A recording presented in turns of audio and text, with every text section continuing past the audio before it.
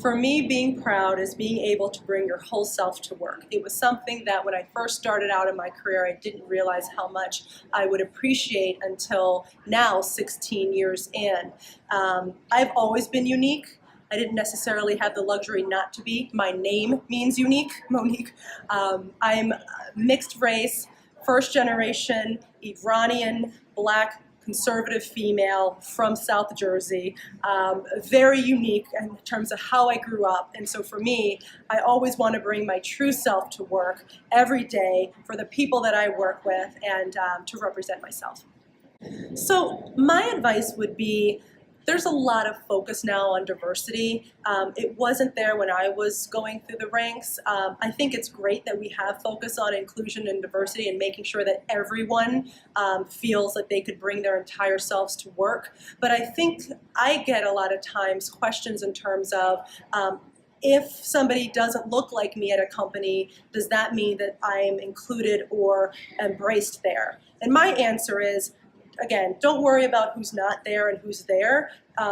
It's okay to be the first. You know, there's responsibility in being the first. You're paving the way at a company perhaps that has never had a person who's different, whether that's of a different sexual orientation, religion, thought process. You know, I tend to be the only conservative at my company that's mostly liberal. And that's okay, because I think that there is a responsibility that we all have to make sure that we all feel okay to bring our best selves to work, and use that as an opportunity to educate other people about your viewpoints. You know, there's a lot of people, especially now with our current president, a lot of stigma around being conservative. And when people speak with me, they realize that, well, you actually have a lot of viewpoints that we agree with. It's just sometimes when you hear somebody who's conservative, you don't necessarily think of them in the way that you're approaching it. Or, you know, folks that perhaps don't understand Iran, you know, the country. We're not on good terms right now with the country. So, you know, being able to be someone who can help break down barriers for, you know, what I stand for and what I represent, I feel really great about.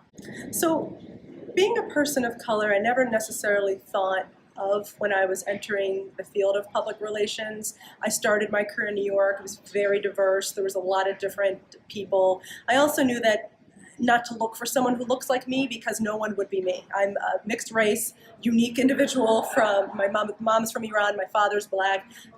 So I always embraced my uniqueness and didn't look for it. In fact, when I started my career, I kind of told myself that I would do what I needed to do, you know, listen to the right advice, get the right experiences, advocate for myself in order to see myself in a leadership position. It never mattered to me that someone who didn't look like me was not in the leadership position.